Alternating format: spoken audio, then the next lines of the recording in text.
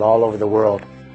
Millions of young people took to the streets, and they were joined by their parents' generation and their grandparents' generation, and they spoke with a single voice. And what they said was clear and compelling. It's our turn. We're a new generation. We want a new vision for the future. There's something unfair in the way this world is organized. Why isn't there no jobs for young people? Why is it that the economy is collapsing? Why is it that this beautiful planet we live in is deteriorating and we are now threatened as never before? We are ending a great industrial era based on fossil fuels. When oil went up to $147 a barrel a few years ago on world markets, all the other prices in the world went up because everything's made out of fossil fuel. Pesticides, fertilizers, construction materials, power, transport, heat, light, all of it. First, we need to understand that the second industrial revolution based on fossil fuels is now sunsetting. The energies are getting too expensive, coal, oil, gas, uranium. And now the technologies based on those energies, they're very old. They have no multiplier effect.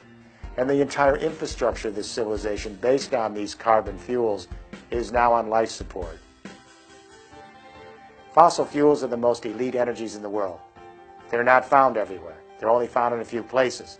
So they require huge military investments to secure them.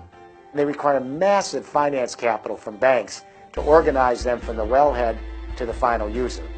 The result is the second industrial revolution has created a top-down, centralized energy regime and economic structure unparalleled in history.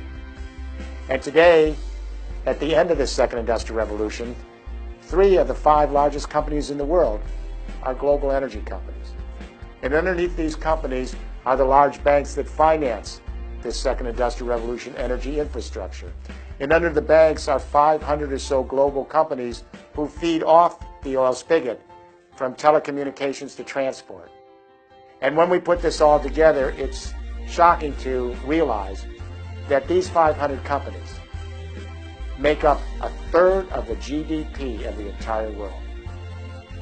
So we've created this very, very centralized elite second industrial revolution energy, technology, and infrastructure. And now, as we end this age in history, 1% of the population that's controlled this pyramid has benefited immensely, and 99% of the population that's at the bottom of this pyramid has been disenfranchised and is getting poorer and poorer. What do? We need a new way to organize society based on justice, inequity, and sustainability. When communication and energy revolutions come together, they change economic history, they change the way power is distributed. We're on the cusp of a great new communication energy convergence, a third industrial revolution. And what is so interesting about the internet is that this electricity communication is very different than the one I grew up on in the 20th century. I grew up on telephones, radio, television, centralized, organized, top-down. By contrast, the internet revolution is organized very differently. It's distributed, it's collaborative. Millions of young people come together in vast networks and they exercise lateral power.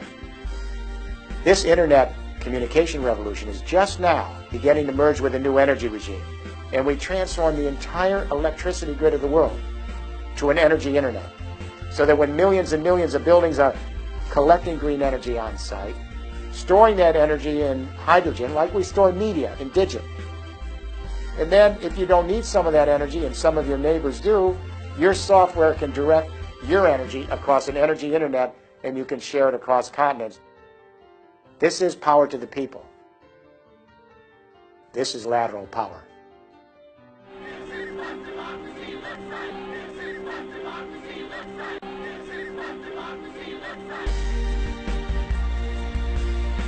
The music companies, they didn't understand file sharing in music.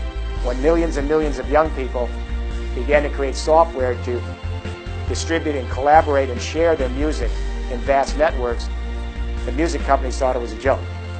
Then the music companies went out of business. And you know, the newspapers didn't understand the blogosphere. And now the newspapers are creating blogs that are going out of business. As powerful as these changes are in the social spaces of the internet, when the internet joins with renewable energy, it's 100 times more powerful because it changes the political landscape fundamentally. Ask this question: does this institutional behavior, whether it's government, business, education, is this institutional behavior centralized, patriarchal, top-down? Is it closed? Is it proprietary? Or is this institutional behavior distributed? Is it collaborative? Is it open and transparent? Is it lateral power? This is the new politics of a new generation. Lateral power brings with it a much more equitable distribution of the fruits of society. Because when millions and millions of people are sharing their energy, their resources, their economic wealth, we create a good quality of life. Nobody's left behind. We all become entrepreneurs, but we all collaborate in social networks. This is the way a decent, humane economy should operate on this planet. Then we won't have the 99% versus the 1%. We'll have the 100%, living together in a just and sustainable world.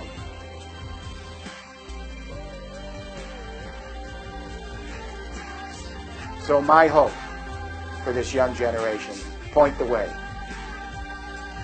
Direct us into a new future. One that we can be proud of because we've shared the great fruits of this planet. We've protected the interests of our fellow creatures.